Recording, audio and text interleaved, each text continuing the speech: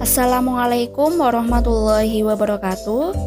Perkenalkan, kami dari kelompok 13 yang beranggotakan Triana Nursafitri dan Uri Istiani. Di sini kami akan mempresentasikan mengenai salah satu penyakit, yaitu skizofrenia, dan akan mempresentasikan salah satu jurnal yang berjudul Analisis Efektivitas Biaya Penggunaan Risperidon Kombinasi dan Haloperidol Kombinasi pada pasien skizofrenia. Skizofrenia adalah salah satu bentuk gangguan psikosis yang menunjukkan beberapa gejala psikotik, ditambah dengan cerita lain seperti jangka waktu, konsekuensi dari gangguan tersebut, dan tidak tumpang tindih dengan gangguan lain yang mirip. Pasien psikotik tidak dapat mengenali atau tidak memiliki kontak dengan realitas. Beberapa gejala psikotik adalah delusi, halusinasi, pembicaraan kacau, tingkah laku kacau. Selanjutnya, patofisiologi. Teori tentang sebab-sebab skizofrenia adalah sebagai berikut. Yang pertama, ada teori somatogenesis, yaitu pendekatan yang berusaha memahami kemunculan skizofrenia sebagai akibat dari berbagai proses biologis dalam tubuh. Kelainan badania antara lain keturunan. Faktor keturunan juga menentukan timbulnya skizofrenia. Yang kedua ada endokrin. Dahulu dikira skizofrenia mungkin disebabkan oleh suatu gangguan endokrin. Teori ini dikemukakan berhubungan dengan sering timbulnya skizofrenia pada waktu kehamilan dan klimakterium, tapi hal ini tidak terbukti. Yang ketiga, ada metabolisme. Ada yang menyangka skizofrenia disebabkan oleh suatu gangguan metabolisme karena penderita akan tampak pucat dan tidak sehat, nafsu makan berkurang, dan berat badan menurun. Yang keempat, pada susunan saraf pusat. Ada yang mencari penyebab skizofrenia ke arah kelainan susunan saraf pusat, yaitu pada diencephalon atau korteks otak. Teori selanjutnya ada teori psikogenik, yaitu skizofrenia sebagai suatu gangguan fungsional dan penyebab utama ialah konflik, stres psikologik, dan hubungan antar manusia yang mengecewakan. Selanjutnya ada teori Adolf Meyer. Skizofrenia tidak disebabkan oleh suatu penyakit badania, sebab sampai sekarang para ilmuwan tidak dapat menemukan kelainan patologis, anatomis, atau fisiologis yang khas pada susunan saraf. Sebaliknya, Meyer mengakui bahwa penyakit badania dapat mempengaruhi timbulnya skizofrenia. Teori yang selanjutnya ada teori Sigmund Freud. Bila kita memakai formula Freud, maka pada skizofrenia terdapat kelemahan ego yang didapat timbul karena penyebab psikogenik atau somatik. Yang kedua ada superego dikesampingkan sehingga tidak bertenaga lagi dan terjadi suatu regresi ke fase narsisme. Yang ketiga ada kehilangan kapasitas untuk memindah atau transference sehingga terapi psikoanalitik tidak mungkin. Selanjutnya, gejala skizofrenia. Gejala skizofrenia dibagi menjadi dua. Yang pertama ada gejala positif skizofrenia dan gejala negatif skizofrenia. Gejala positif skizofrenia yaitu ada delusi atau waham, yaitu suatu keyakinan yang tidak rasional. Yang kedua ada halusinasi, yaitu pengalaman panca indera tanpa ada rangsangan. Yang ketiga, kekacauan alam pikir yang dapat dilihat dari sisi pembicaraannya. Yang keempat, gaduh, gelisah, tidak dapat diam, mondar-mandir, agresif, bicara dengan semangat dan gembira berlebihan. Yang kelima, merasa dirinya orang besar, mereka merasa serba mampu, serba hebat, dan sejenisnya. Yang keenam, pikirannya penuh dengan kecurigaan atau seakan-akan ada ancaman terhadap dirinya. Yang ketujuh, menyimpan rasa permusuhan. Gejala negatif skizofrenia yang pertama, alam perasaan kumpul dan mendatar. Gambaran alam perasaan ini dapat terlihat dari wajah yang tidak menunjukkan ekspresi. Yang kedua, menarik diri atau mengasingkan diri, tidak mau bergaul atau kontak dengan orang lain, suka melamun. Yang ketiga, kontak emosional yakin, sukar diajak bicara, pendiam. Yang keempat, pasif dan apatis, menarik diri dari pergaulan sosial. Yang kelima, sulit dalam berpikir abstrak. Yang keenam, tidak ada atau kehilangan dorongan kehendak dan tidak ada inisiatif dan serba malas. Selanjutnya, diagnosis. Yang pertama ada gejala psikotik, dibagi menjadi 4, yaitu waham, halusinasi, inkoherensi, katatonia. Tanda organiknya ada penurunan kesadaran patologik, disorientasi, gangguan daya ingat, gangguan fungsi intelektual. Di sini dibagi menjadi 2. Ada yang sama gangguan mental organik atau gangguan jiwa akibat penyakit umum. Yang kedua ada psikotik fungsional, gangguan psikotik. Ini 6 bulan, onset kurang dari 45 tahun, deteriorasi. Ini dibagi menjadi 2, yaitu ada skizofrenia dan non-skizofrenia. Terapi skizofrenia dibagi menjadi 2, yaitu terapi non-farmakologi dan terapi farmakologi. Terapi non-farmakologi dibagi menjadi 4, yaitu terapi psikososial dengan terapi psikososial. Yang kedua, terapi psikoreligius, terapi keagamaan terhadap penderita skizofrenia. Yang ketiga, terapi fisik berupa olahraga. Yang keempat, berbagai kegiatan seperti kursus, les.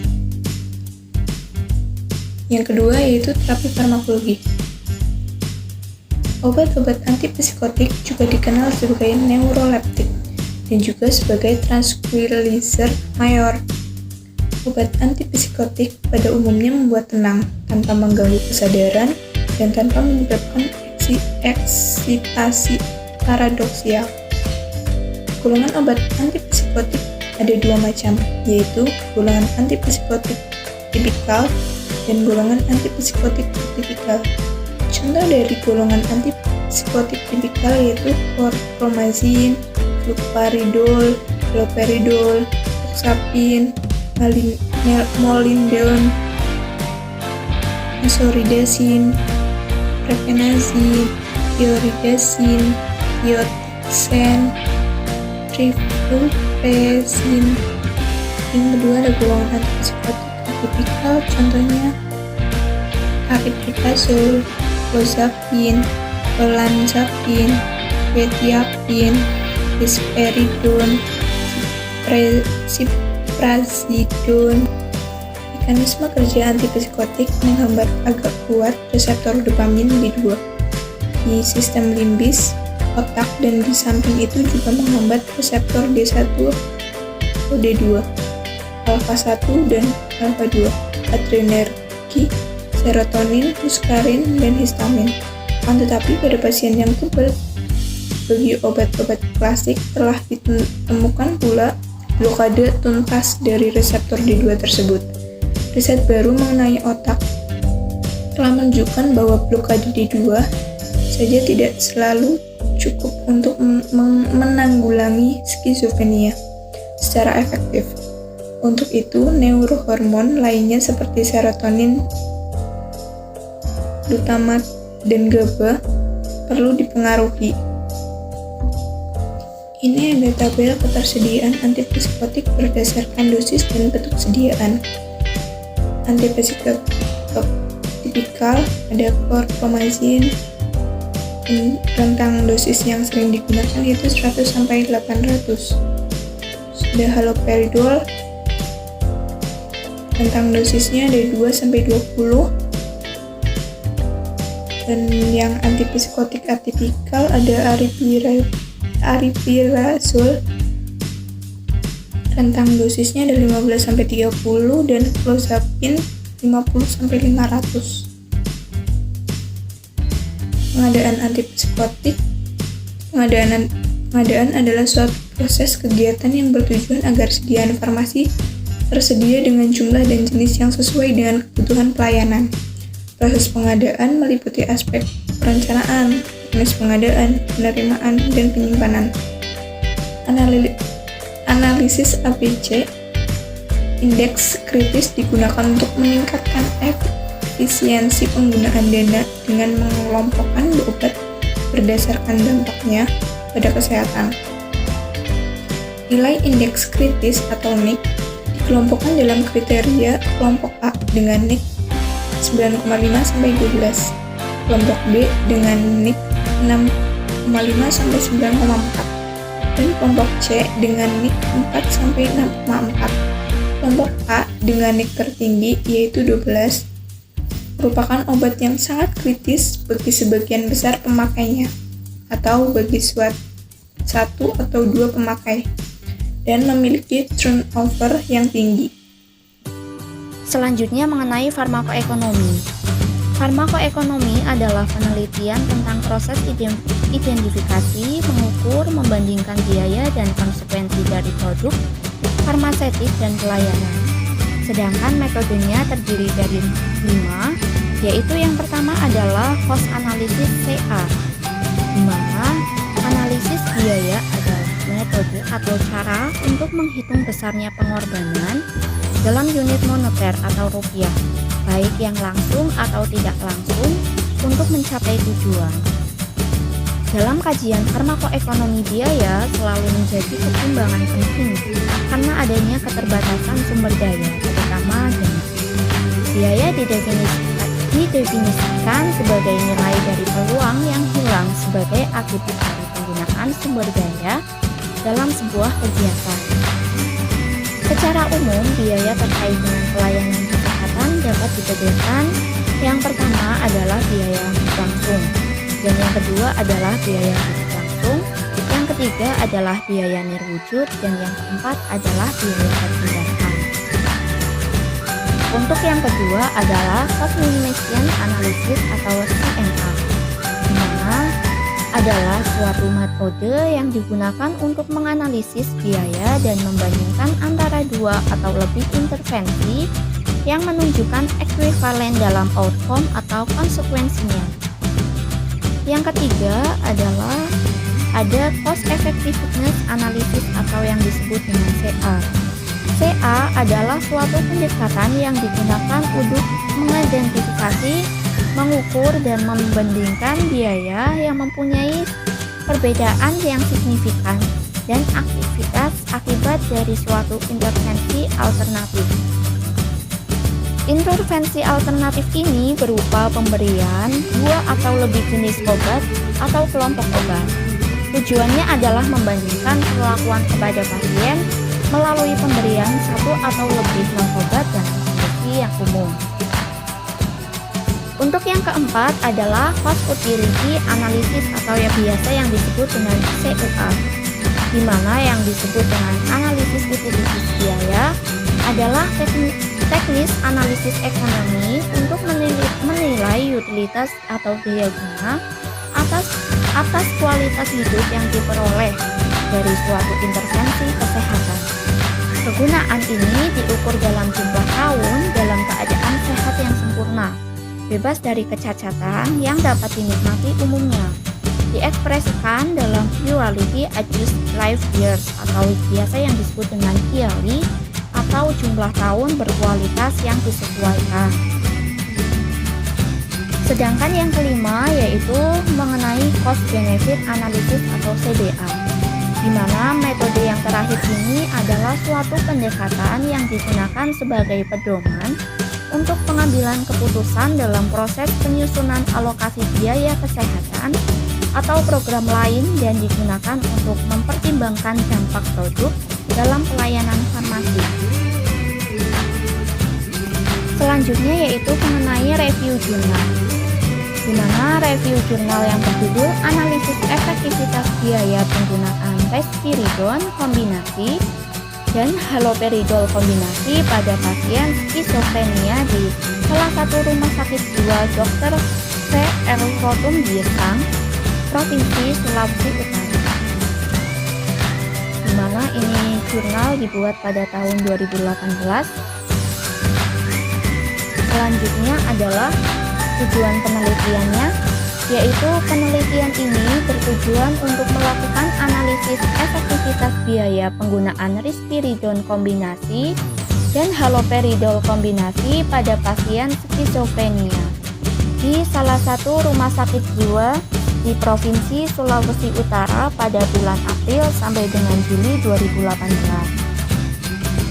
Di mana subjek penelitian ini adalah pasien skizofrenia di Rumah Sakit Jiwa Profesor Dr. C.L. Ratombusang periode bulan Januari 2018 sampai dengan Juli 2018 yang memenuhi kriteria inklusi dan eksklusi, di mana secara keseluruhan diperoleh 50 pasien skizofrenia yang menjadi sampel dalam penelitian ini, yang terdiri dari 22 pasien pada kelompok risperidon kombinasi dan 28 pasien pada kelompok haloperidol kombinasi, di mana kriteria inklusi dalam penelitian ini adalah pasien yang didiagnosis skizofrenia berdasarkan kriteria diagnosis yang telah mendapatkan terapi risperidon kombinasi dan haloperidol kombinasi minimal selama 2 bulan atau 8 minggu dengan dosis antipsikotik yang diberikan adalah dosis terapeutik, di mana risperidon pada dosis 4-6 mg per hari dan haloperidol kombinasi pada dosis 5-15 mg per hari, serta pasien dengan usia 15-18 tahun. Kriteria inklusi eksklusi meliputi data pasien yang rekam medisnya tidak lengkap, menolak mengisi informed consent dan dinyatakan defraud atau dropout. Selanjutnya yaitu mengenai metode penelitian, di mana jenis penelitian ini adalah menggunakan penelitian observasional atau biasa yang disebut dengan eksperimental, di mana desain yang digunakan adalah cohort. Pengambilan data secara retrospektif terhadap data sekunder berupa catatan rekam medis serta data administrasi pasien dan secara prospektif terhadap data primer melalui wawancara langsung terhadap pasien. Cara penelitiannya yang pertama adalah pengumpulan data melalui rekam medik pasien, yaitu meliputi usia, jenis kelamin, pendidikan, pekerjaan, gejala psikotik, durasi obat antipsikotik, durasi lama rawat inap, dan terapi tambahan seperti jenis, dosis, interval, dan cara pemberian. Untuk efektivitas pengobatan diperoleh dari wawancara klinis yang terstruktur, yaitu menggunakan instrumen Positive and Negative Scala Score atau PANSS yang digunakan untuk menilai gejala skizofrenia, di mana PANS terdiri dari 7 butir gejala positif, 7 butir gejala negatif, dan 16 gejala psikopatologi, di mana skor maksimum adalah 7 per butir, yaitu 1-7, dengan skor tertinggi mengidentifikasikan gejala yang lebih parah. Nilai total dari PANS diperoleh dengan menjumlahkan setiap butir skala PANS. Semua wawancara mengenai penerapan dan peringkat PANS dilakukan bersama interator. Identifikasi biaya meliputi biaya obat skizofrenia selama rawat inap, biaya penunjang, biaya visit dan tindakan tenaga profesional kesehatan, biaya rawat inap, dan biaya administrasi. Selanjutnya adalah analisa data, di mana analisa data ini terdiri dari beberapa analisis. Yang pertama adalah analisis minimalisasi biaya. Analisis minimalisasi biaya dilakukan dengan cara menghitung biaya total dari setiap komponen biaya, yaitu berdasarkan perspektif biaya pada rumah sakit lokasi penelitian yang dilaksanakan. Dengan AMIP dihitung menggunakan formula biaya total sama dengan fixed cost ditambah dengan variable cost, di mana yang disebut dengan fixed cost adalah biaya yang jumlahnya tidak berubah dengan perubahan kuantitas layanan dan berlaku sama bagi seluruh pasien yang terdiri dari biaya rawat inap dan biaya administrasi.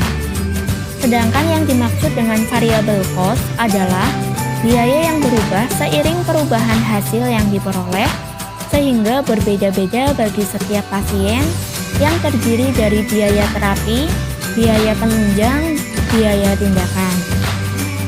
Setiap komponen biaya dihitung berdasarkan rata biaya yang masing-masing seluruh pasien, kemudian dibagi dengan jumlah pasien berdasarkan kelompok terapi. Hasil perhitungan selanjutnya dianalisis melalui minimalisasi biaya dan diperoleh kesimpulan pengobatan skizofrenia yang paling murah terhadap seluruh biaya perawatan.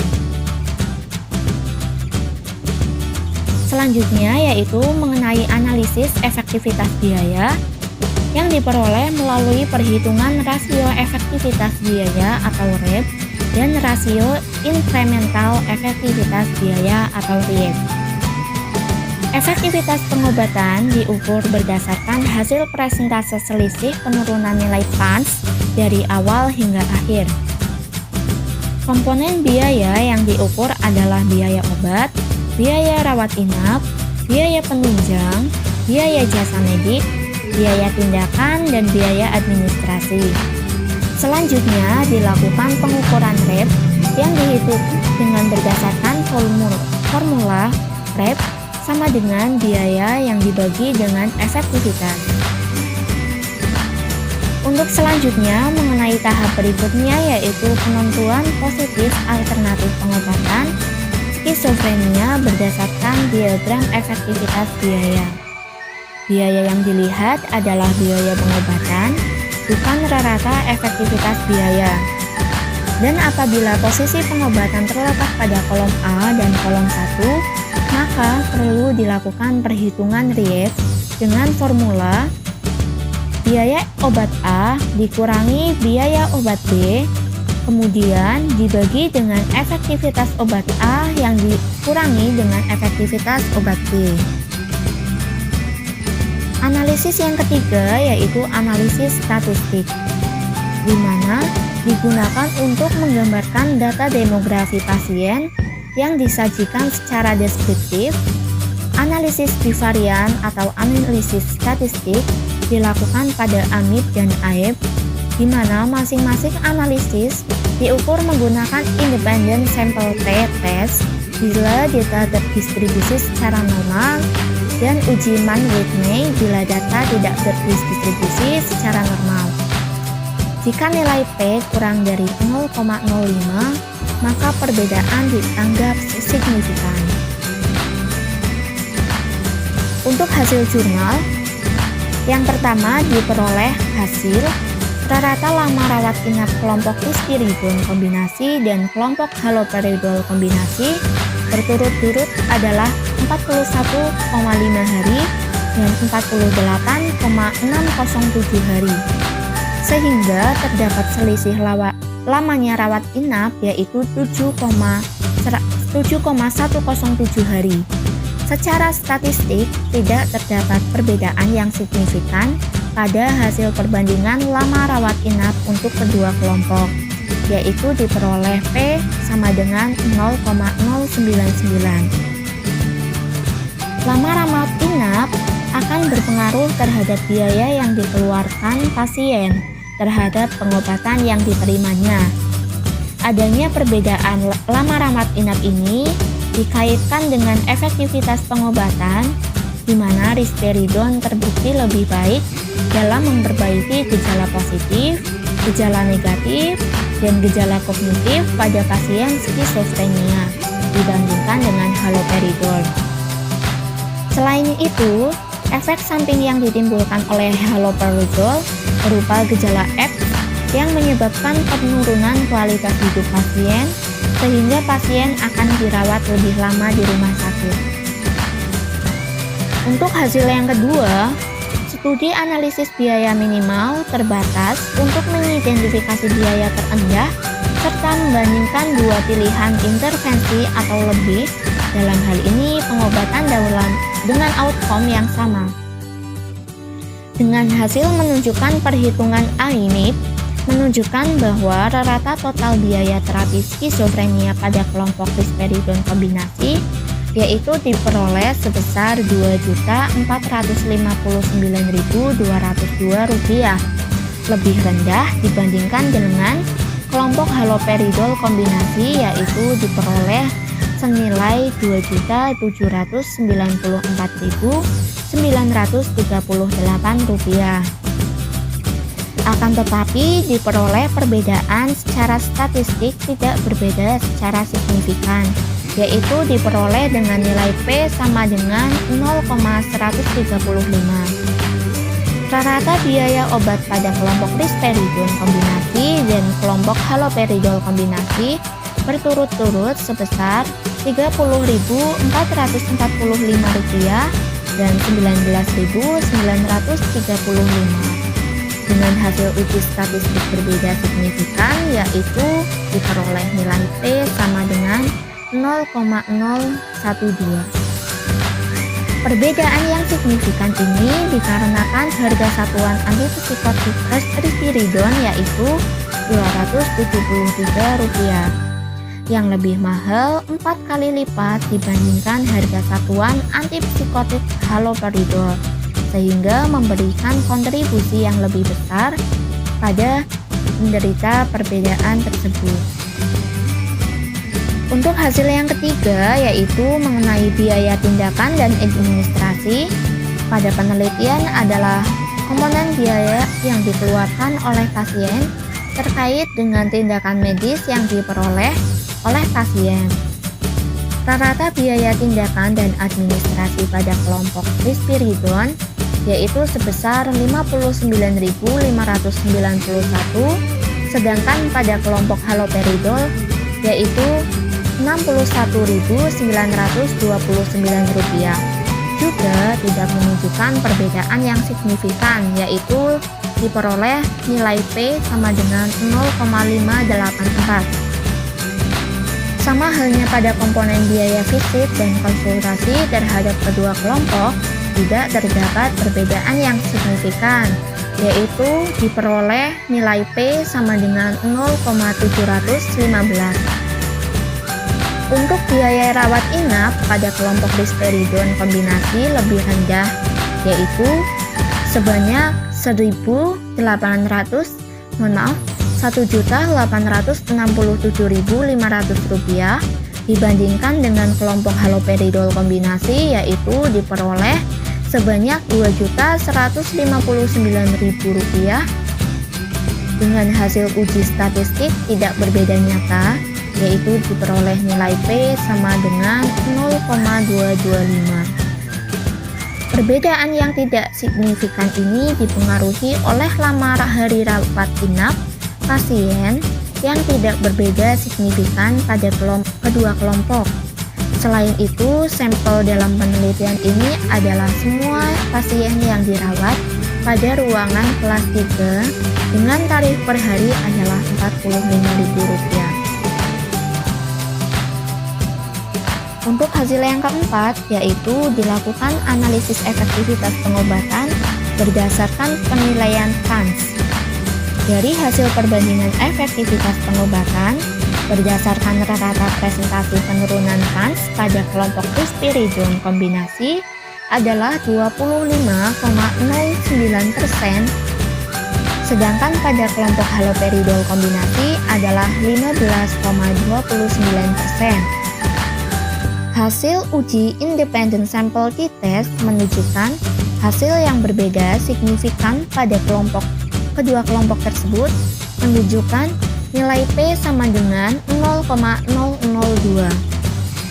Perbedaan yang signifikan dikarenakan baik risperidon dan haloperidol berefek pada perbaikan gejala positif yang bekerja secara antagonis pada reseptor dopamin atau D2 pada jalur dopaminergic di daerah mesolimbik yang sangat berperan terhadap perilaku emosional, khususnya yaitu halusinasi auditorik dan delusi, sehingga blokade pada reseptor dopamin D2 mempunyai efek menurunkan hiperaktivitas sehingga gejala positif dari antipsikotik dapat menghilang. Namun, Risperidone sebagai antipsikotik generasi kedua tidak hanya memiliki efek blokade pada reseptor dopamin D2, tetapi juga memiliki efek blokade pada reseptor serotonin atau 5-HT2A di daerah kortikal yang secara spesifik berperan terhadap blokade gejala negatif seperti alogia, anhedonia, dan avolitonia. Untuk hasil yang kelima, parameter efektivitas biaya berdasarkan persen outcome klinis diperoleh nilai REP pada kelompok risperidone kombinasi yaitu sebesar Rp98.015, sedangkan pada kelompok haloperidol kombinasi sebesar Rp182.795,16. Perolehan harga REP yang lebih kecil pada kelompok risperidone kombinasi menunjukkan bahwa kelompok risperidone kombinasi lebih cost efektif, di mana dibutuhkan biaya sebesar Rp98.015 untuk setiap persen penurunan PANS. Untuk data tabelnya bisa dilihat di bawah ini. Untuk kesimpulan jurnalnya, hasil penentuan posisi alternatif pengobatan skizofrenia kelompok risperidone kombinasi dan haloperidol kombinasi berdasarkan diagram efektivitas biaya diketahui bahwa posisi risperidone kombinasi terletak pada kolom B atau posisi dominan dengan rata total biaya yang lebih rendah dan efektivitas yang lebih tinggi.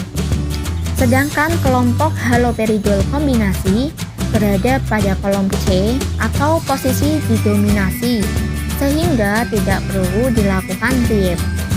Sejalan dengan penelitian sebelumnya di mana risperidone lebih efektif dan berada pada posisi dominan dengan biaya risperidone yaitu sebesar $19.709, sedangkan haloperidol adalah $32.104. Untuk datanya bisa dilihat di samping. Sekian presentasi dari kami. Apabila banyak kekurangan, kami mohon maaf sebesar-besarnya, dan kami juga memohon dan mengharapkan kritik dan saran dari teman-temannya. Sekian, wassalamualaikum warahmatullahi wabarakatuh.